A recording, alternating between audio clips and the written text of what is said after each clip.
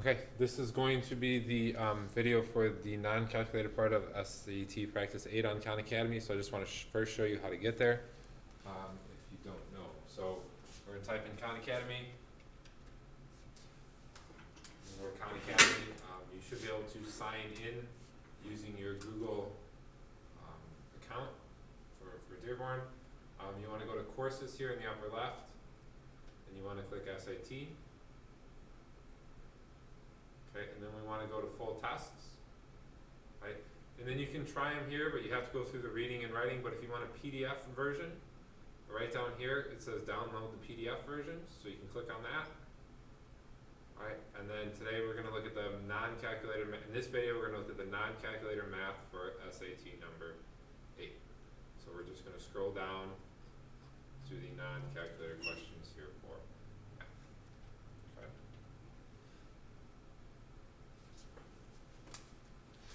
All right, so we're going to go through the non-calculator, and then there'll be a video right after this that goes over the calculator questions. Okay. So if this is too small on the board or you can't read this, you can just pull it up yourself. Okay, and again, you probably shouldn't just be copying these. You should try them first and then look at the video for the ones you don't understand how to do. All right, so for number 1 here, we just simply need to combine like terms. So on this side we have 3, 4, 5, 6 x's, so that's 6x minus 5, and then we have 7 plus 2x. Okay. And then we can subtract 2x from both sides. So we have 4x minus 5 equals 7, and then we can add 5 to both sides. So we know 4x equals 12, and then we're going to divide by 4, and we get x equals 3. Okay.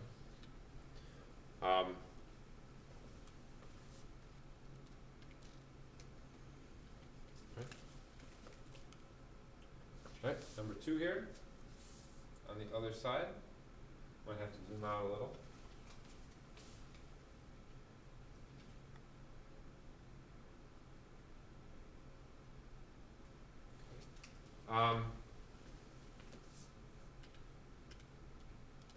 Right, the graph above shows the distance d, so we can't see it, but this was d, our y-axis, traveled in feet. By a product on a conveyor belt m minutes after the product is placed on the belt. So as the longer the product is on the belt, the farther it's going to travel. And we want to know which of the one correlates to d and m. So this is a linear relationship. This is a line, so we know we can use the form y equals mx plus b. Okay. So we have to find the slope and the y-intercept. Okay, the y-intercept's easy. That's, you're looking for where it crosses the y-axis. So it crosses the y-axis at 0. So your y-intercept is 0. Your slope is rise over run. Right, your change in y over your change in x. So we just pick 2 points that go through where we know they hit the grid marks. So we have 0, 0, and 1, 2. So rise is up 2 and over 1. So it's plus 2 plus 1. So our slope's going to be 2 over 1, which is 2. So our equation is y equals 2x plus 0. Right, but we don't need the plus 0. We can just have y equals 2x. Again, our y-axis was really d, and our x-axis was really m. So it's going to be a.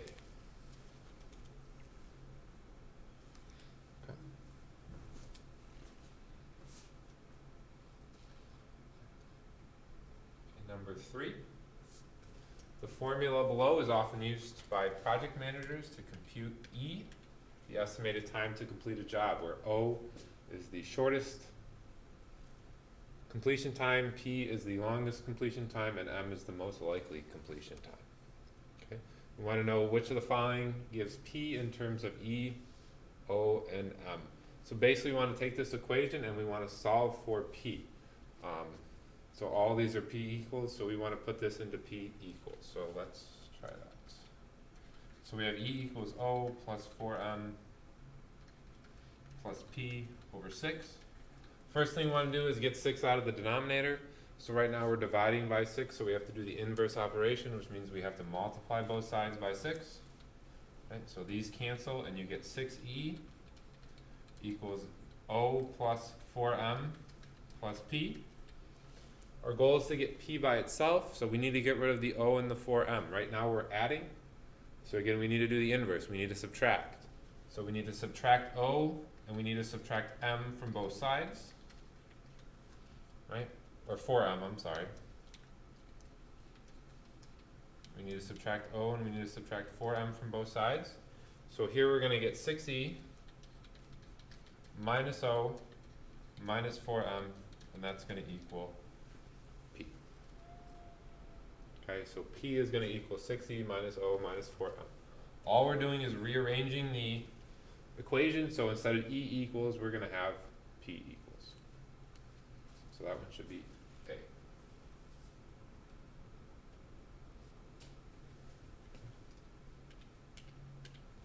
Alright, number 4. We have a geometry question. We have some triangles. We know that RT is congruent to RU, or to TU. So RT is congruent to TU. We want to know the value of X.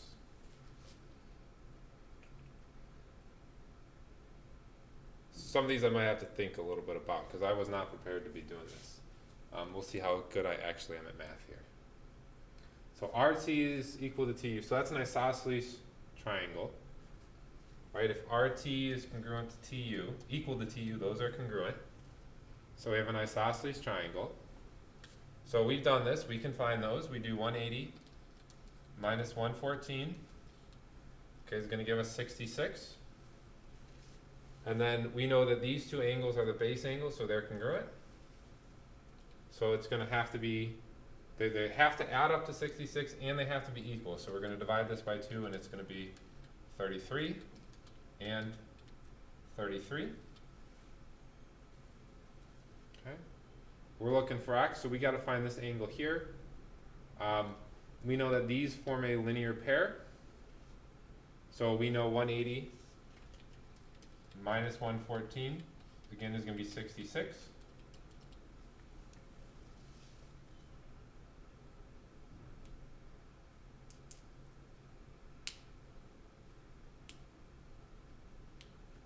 Okay, we know the three angles of a triangle add up to 180, so we can do 180, 180 minus 66 minus 31. That's going to be, that's 94, so it's going to be 84. I'm sorry, that's going to be 83. Let's use, oh, it's not calculated, so we can't use the calculator. But that's going to be 66 plus 30, well, we can do it like this. Right, that's going to be 7, and that's going to be 9. So then we can do 180 minus 97, right? You would make that a 7, that's a 10, so that's a 3. That becomes a 0, and a 17 minus 9 is 8, so 83. Okay, and then you have vertical, so let me redraw this triangle. This is 33, this is vertical, so that's 83. And then again, we have three angles of a triangle, so we can again do 180. Again, we can do 33 plus 83, 6, right, 116. So then we can subtract 116. That's 10, so that's a 4 and a 6. It's going to be C. Okay, so you have RT equal to TU. That means these are congruent. So we have an isosceles triangle, so you can find the two base angles. We found 33 and 33. Then you had a linear pair, which are supplementary, and then three angles of a triangle add up to 180, so we were able to find 83. Then we did vertical, so that was 83, and then three angles of a triangle add up to 180. So 180 minus 83 minus 33 gives us 64. Now number 5. Okay, the width of a rectangular dance floor is W feet. So the width is W. The length of the floor is 6 feet longer than the width, so that's W plus 6. Which of the following expresses the perimeter? Right, and again, this one's we've been doing stuff like this. We should be able to get this one. It's a rectangle. Opposite sides of the rectangle are equal. There was a question just like this on our test. So W plus W plus W plus 6 plus W plus 6. So you have 4 W's. And then plus 12. So that's going to be B. Right.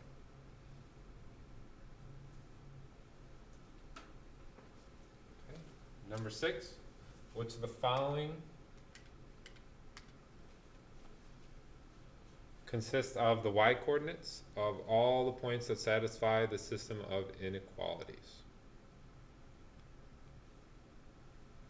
Which of the following consists of the y-coordinates?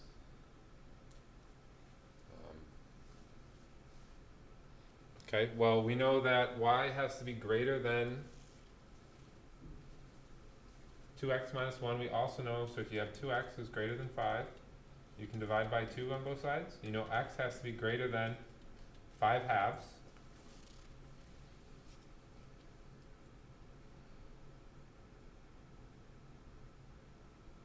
Okay. Since x has to be greater than 5 halves, the smallest value of y possible is going to be 2 times 5 halves minus 1. Right, so y has to be greater than, right, if you plug in the smallest value of x, right, because this is a line, it'd be linear, it'd be going up like this, right, and then you'd have to shade in all the points that are greater than, right, and then the lowest possible x value, right, so we're going to get y has to be greater than 5 minus 1, so y has to be greater than 4. Right, and then x has to be greater than 2/5. So again, if you had a graph, 2/5 is here, so x has to be greater, so that means it has to be all this area. And then 2x minus 1 would look something like this, and so it would have to be all these here. So what this is telling us is your smallest x value, which is 2/5, has to be, this would be the lowest y value right here. And that point right there is going to be 5/2 comma 4. And that's not going to be part, because this really should be a dashed line. Right? So you basically solve for what x,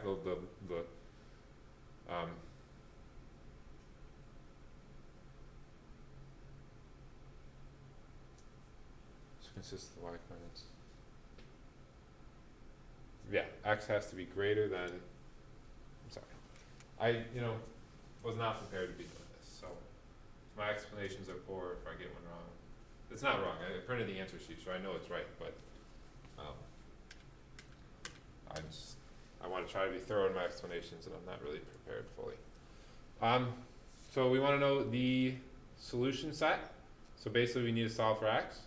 So you want to get rid of the square root, but you need to get it by itself first. So we need to first subtract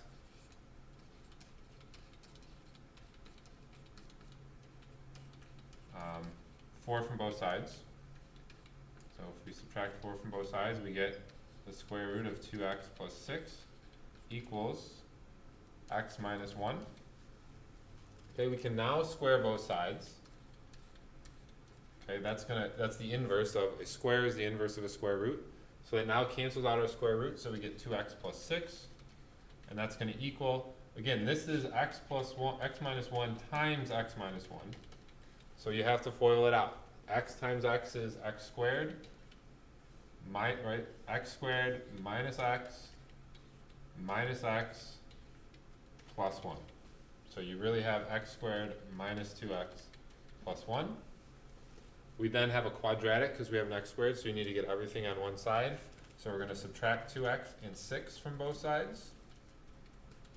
So we're going to have 0 equals x squared minus 4x minus 5. Okay, we can then do our x method. We need an answer that's going to multiply to negative 5 and add to negative 4. Okay, that's going to be a negative 5 and a positive 1. So we're going to have 0 equals, our factors are going to be x minus 5 and x plus 1. So that means x is going to equal 5 and x is going to equal negative 1. Okay, the problem there though is, right, so that would tell you think it's C, but you got to make sure that they both work. So you can't have a negative number in the parentheses. So we would have to plug them back in, and it looks like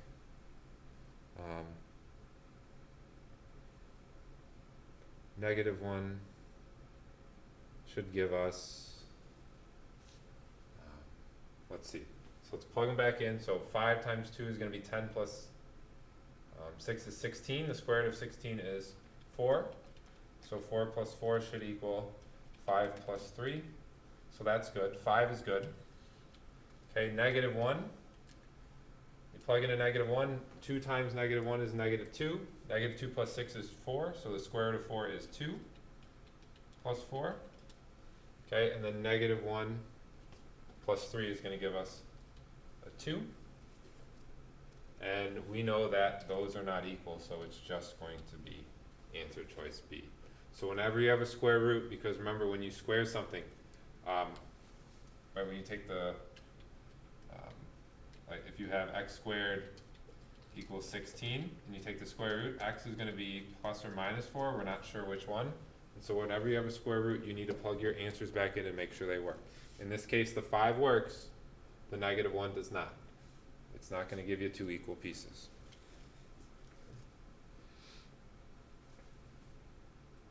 Right, number 8. We have a system of linear equations, but they're asking for which of the following expressions is equivalent to f of x over g of x. So f of x is x to the third minus 9x.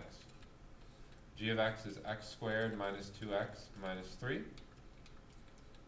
We're going to have to factor these out. Okay, let's do f of x first. I'm going to do it up here. So you can factor out an x. So if you factor out an x, you get x times x squared minus 9. We know x squared minus 9 is a perfect square. So we can factor that out as x plus 3, x minus 3. So this becomes x times x minus 3, x plus 3. Right, the x stays the same. And we just had a Beller quiz with this question on it, right? X squared minus 9 becomes x minus 3, x plus 3. So we know our numerator here is x times x minus 3, x plus 3. Okay, and then we can do g of x. We have a quadratic, so we can use the x method here. We need something that multiplies to negative 3 and adds to negative 2. That's going to be negative 3 and positive 1. So this is really x minus 3, x plus 1. So our g of x factors to x minus 3, x plus 1.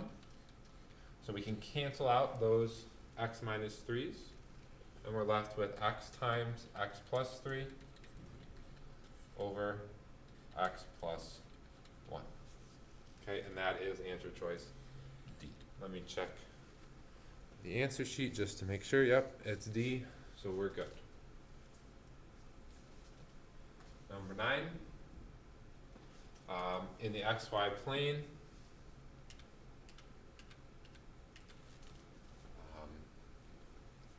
the graph of the equation above is a circle. The point P on the circle is on the circle and has coordinates 10, negative 5. If PQ is the diameter of the circle, what are the coordinates of point Q? So we haven't gotten to circles yet, so this is going to be a hard one for us, but our basic equation here is x minus h squared plus y minus k squared equals r squared. That's your equation for a circle, where the center of the circle is h and k. Okay. So they're giving us point P, and we want to find point Q. So the graph of the equation is in the circle above. So if we were to graph this, the center of our circle is negative 6, 5. Okay, and the radius, so r squared equals 16. So our radius is going to be 4. We got to take the square root of both sides. So our radius is going to be 4. What are the coordinates of point Q? So this is 10, negative 5. I'm sorry. Point P is on the circle. So here's the center of the circle. Has coordinates 10, negative 5. If PQ is the diameter, so we have a circle with a radius of 5. So this is 10. This is negative 6, 5. Okay, I'm just going to go 4 left, 4 right, 4 up, and 4 down. So this is going to be. Let me do this again. Okay, negative 6, 5. I'm sorry. 6. Okay, it's switched, right? It's 6, negative 5. So 6, negative 5. Okay, our radius is 4. So I'm going to go up 4, down 4, left 4, right 4. So if I go up 4, I'm at 6, negative 1. Okay, if I go right, I'm going to be at 10, negative 5. Yeah. If I go left 4, I'm going to be at 2, negative 5. If I go down 4, I'm going to be at 6, negative 9. Right? P is 10, negative 5. So our diameter goes all the way around our circle.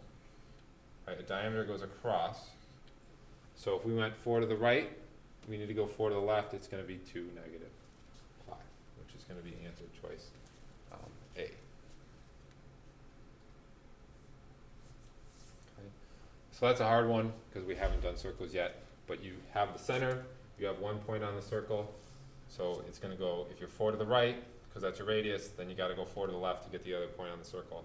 And that's going to be 2, negative 5. Okay. Because the diameter here is going to be 8. Number 10, a group of 210 people went on an overnight camping trip, taking 60 tents with them. Some of the tents held 2 people each, the rest held 4 people each. Assuming all the tents were filled to capacity and everyone got to sleep in a tent, exactly how many of the tents were 2 tent people, or 2-person tents? So we had a total of 202 people went on an overnight camping trip, taking 60 tents with them. Okay. Some of the tents held 2 people each. The rest held 4 people each. So let's make the people who slept in, the number of people who slept in the 2-person tent and the number of people that slept in the 4-person tent. So X is going to be the number of people in 2-person, and Y is going to be the number of people in a 4-person tent. Okay, so I'm sorry, let's do X is the number of 2-person tents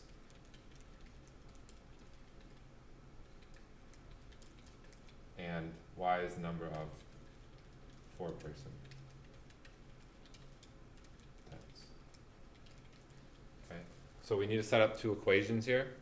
So we know that there's a total of 202 people. Okay, we know that there are 60 tents each total. So we know that X plus Y, if you add the number of 2-person tents to the number of 4-person tents, that's going to give you your total number of tents. Okay, we also know there's 202 total people. Okay, so if we multiply 2 for the number of 2-person tents, right? So if this is the number of tents, 2x is going to represent the number of people that slept in a 2-person tent, and 4y is going to represent the number of people that slept in a 4-person tent, right? So we know x amount of 2-person tents plus y amount of 4-person tents gives us 60 total tents. We know 2x represents the number of people that slept in 2-person tents, and 4y represents the number of people that slept in 4-person tents. So if you add that, that's going to give you your total number of people, 202. We now have 2 equations. We can use elimination or substitution. I'm going to use elimination. Alright, so I have two equations here. I'm going to multiply the first equation by negative 2. Okay. That way I have a positive 2 coefficient, and now I'm going to have a negative 2. So this is going to give me negative 2x, right, minus 2y, minus 120. Okay, and I'm now going to add these two equations together. So I did elimination, so I was trying to match up. Oops. Let me just get rid of those lines. So it's negative 2x minus 2y. Okay, since I had a positive 2, I wanted to get a negative 2, so my x's canceled out. So now those cancel out, we're left with 2y equals, that's going to be 82. Then we can divide by 2, so y is going to equal 41. Right, 2, again, if you got to do 2 into 82, oops, it goes in 4 times, that's 8, so you just get 0, 2, and then 2 goes into 2 one time, so you have 41. Okay. Well, we want to know how many had 2% tense, so let's plug it back in. We had x plus y equals 60, so now we're going to have x plus 41 equals 60. So we subtract 41 from both sides, and that's going to be 19. Again, if you struggle with subtraction, right, we got to change that to a 5 and that to a 10. So it's going to be 9 and 1. Okay. Number 11.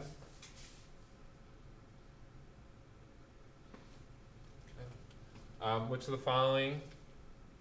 So I'm sorry. Did we answer 41? That was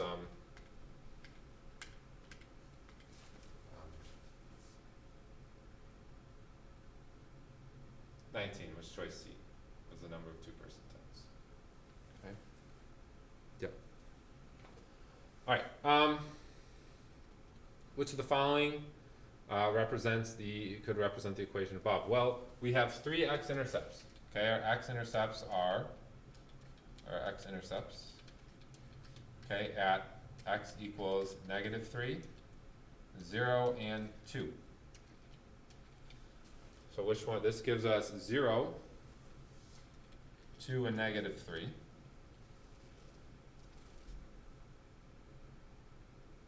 Okay, that's a possibility. Right? This gives us 0, 2, and negative 3. That's a possibility. This gives us 0, negative 2, and positive 3. So that's a no. This gives us 0, negative 2, and positive 3. So that's a no. Excuse the interruption. Would the following teachers please come to the main office to sign the attendance sheet for the count? Amanda Durfee, Miriam Mosen, William Powell, Gina Suave, and Mohammed Bazzi. Thank you.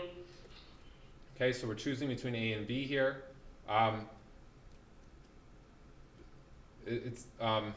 So this is a third degree function. Right, if you were to multiply this all out, you would get x to the third. If you were to multiply this all out, you'd get x to the fourth. Okay, remember x, right? If it's just x, it's a line. X squared would be a parabola. X to the third is going to look like this. X to the fourth, right, is then going to look like this, where you're coming down and then going up, right, and going up. X to the fifth would be the same thing, except you'd end up going down. Okay, so it's going to be B. I'm sure there's a better way to explain that one, but that's all I got. Again, wasn't totally prepared for this. Okay, number 12. We have 2a over b equals a half. What is the value of b over a? So we've done one very similar to this. Many different ways to do this. I think the easiest way here, I would just get ab by itself and then flip it to get the reverse. Okay, so you could do 1/2 and 1/2 on both sides. That way those a's cancel, so you get a over b equals 1 over 4. And then if a over b is 1 over 4, b over a is going to be 4 over 1, which is answer choice D. Okay, another way would have been to cross multiply. So if you took 2a over b equals 1/2, and you cross multiplied, you would get 4a equals b, and then you can divide by a on both sides, and you get 4 equals b over a. Okay, either one of those is fine. And again, we just recently did that, so you should be good on that. Okay, 13, oil and gas production in a certain area dropped from 4 million barrels in 2000 or just in 2000 to 1.9 million barrels in 2013.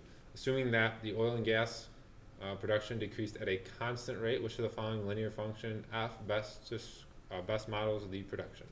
So it's constant rate, so that means your slope is constant, it's the same, so we have a linear function, so it's y equals mx plus b.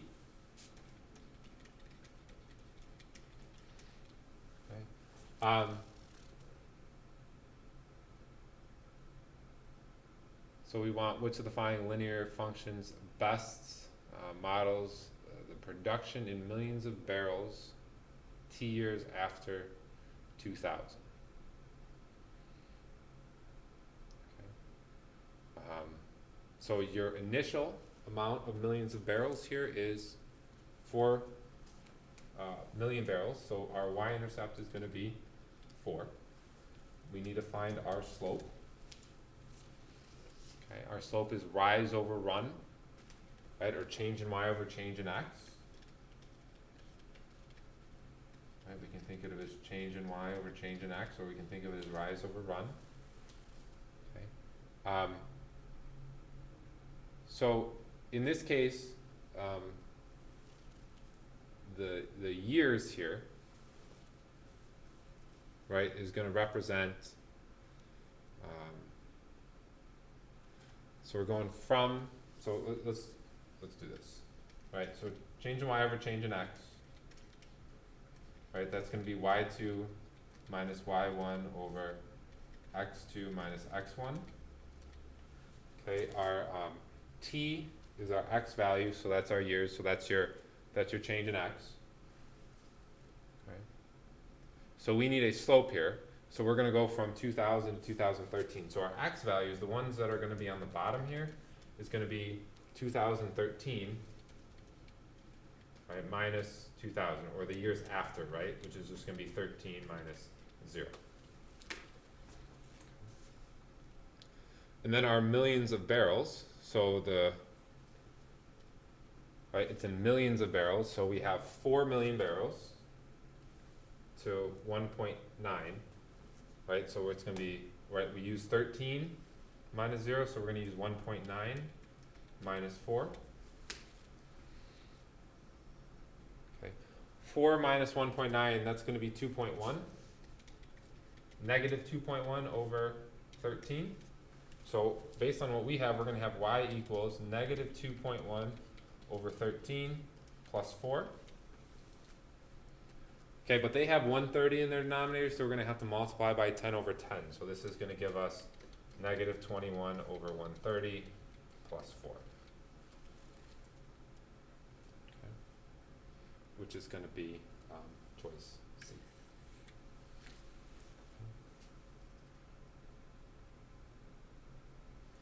All right, 14. How many solutions are there to the system of equations above? So we have to line up, well, we don't have to.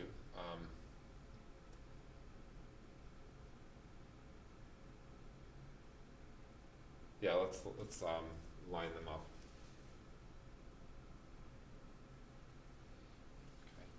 Okay. This is going to be a quadratic, and that one is going to be a line. So let's put this in y equals mx plus b form here. So we're going to have, so okay, y minus 5x plus 8 equals 0. So we're going to add 5x and we're going to subtract 8 from both sides. Right, so we're going to get y equals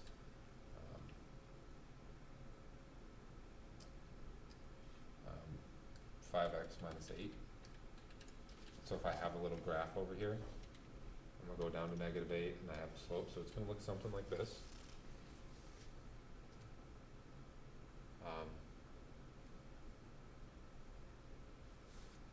Right, then we have our quadratic, right, so we have y equals x squared plus 3x minus 7,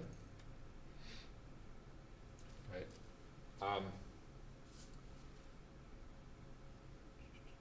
So, okay, let's set them equal. So what we're gonna do is we're gonna set them equal, right? So y equals, I think that's the best way to do this. So we have y equals x squared plus 3x minus 7, and y equals 5x minus 8, so let's just set them equal. So 5x minus 8 equals x squared plus 3x minus 7, okay, and then we can solve from there, because what this is telling us, right, if we have y equals and y equals, the intersection of these is where they equal each other. So we can set then our other values, our two expressions with x equal to each other. All right, get everything on one side, so we're going to subtract 5x. 5x, we're going to add 8 and add 8. So these cancel, those cancel, you get 0 equals x squared minus 2x, and then minus 1.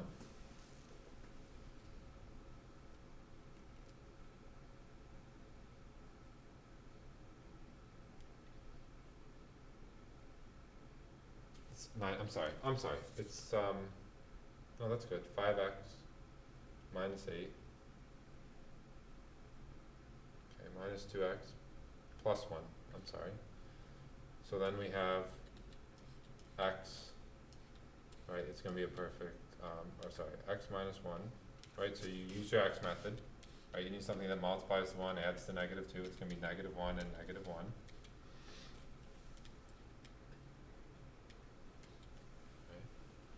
So it's going to be x plus 1, x minus 1 times x minus 1, right? So x is going to equal 1 and 1. So you only have one answer, x equals 1, so that's going to be your solution. Oops. So you both set them as y equals, right? So you change this one to y equals, so this one ends up being y equals 5x minus 8. You set those two equal, and then you can figure out your x values for where they intersect. Okay, so one solution. There's only one solution there because we got x minus 1 squared. All right, 15.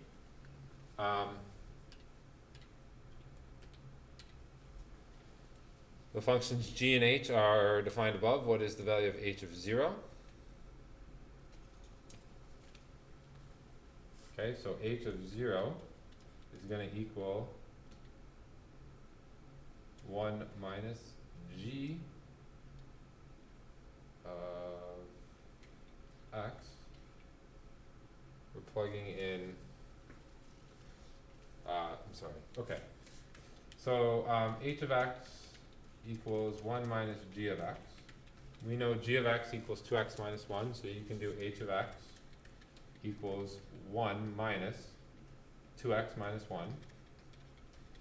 Okay, so h of x is going to equal 1, we got to distribute the negative, so that's going to be minus 2x plus 1. So we're going to get h of x equals 2 minus 2x. So if we want h of 0, we just plug in 0. 2 minus 2 times 0 is going to give us 2, which should be D. Let me just double check. Yep, D is good. All right, and now we're on to the bubble in answers here. So if A is a solution, we want to know the value of A. So we're going to need to, right, and then A is above 0. We plus B plus C. So we need to first find the sum, so we're going to add them together. So we have negative 2x squared plus x plus 31 plus 3x plus 7x minus 8. Okay, so we have, 3x squared. So here we have negative 2x squared plus 3x squared is going to be x squared. Okay, x plus 7x is going to be plus 8x, right? And then 31 minus 8 is going to be plus 23. So A is 1, B is 8, and C is 23. And we want the value of A plus B plus C. So 1 plus 8 is 9. 9 plus 23 is going to be 32. And then we would have to bubble in 32.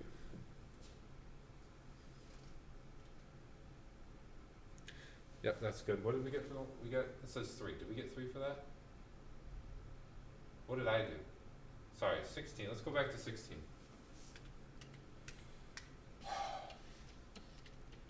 I totally screwed this up. I'm not sure if we did this right. So this is positive 4 and negative 3. So this is x minus 3, x plus 4 equals 0. So x equals 3, x equals negative 4. Right. We can't have the negative because a has to be greater than 0. So a has to equal 3. Okay. Sorry.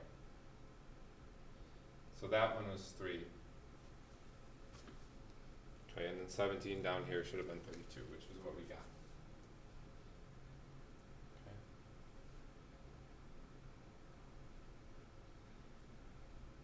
All right, 18.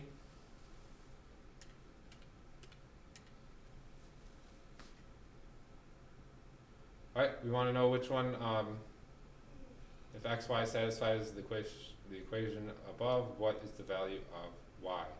So it's a system linear equation. We can just do elimination here. We can simply add these two together because they already have a negative 1 and a positive 1. So those are going to cancel. We get 4y equals negative 3.5 plus 9.5, right, is going to be 6.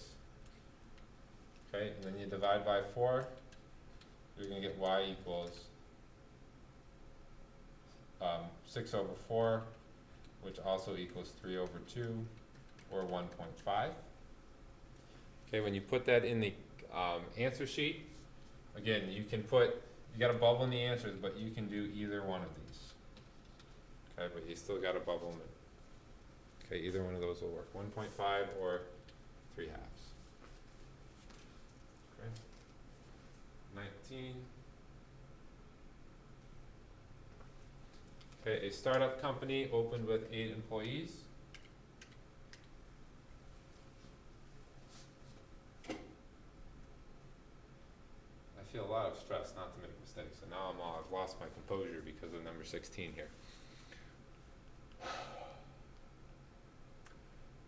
All right, a startup company opened with 8 employees.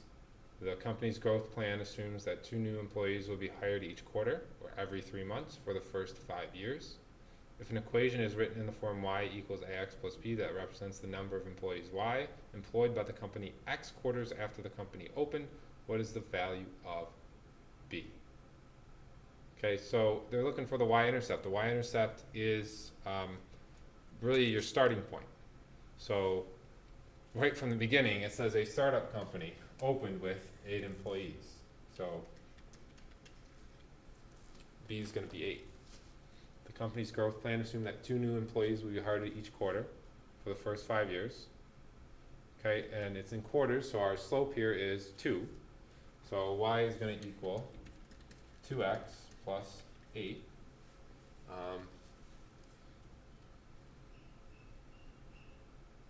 Right. I'm just trying not to embarrass myself again, you know. B is 8. Well, let's check the answer. Yeah, B is 8. So I'm good. I know what I'm doing. Sometimes. Okay. All right. Number 20. Okay, in the circle above, point A is the center of the length of arc BC. Again, we haven't done circles yet, so that's unfortunate. Is 2/5 of the circumference of the circle. What is the value of x?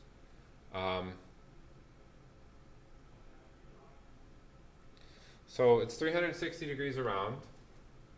So we can find the length of that arc by doing 360, or the measure of the arc by doing 360 times 2/5. Okay. 360 times 2 is going to be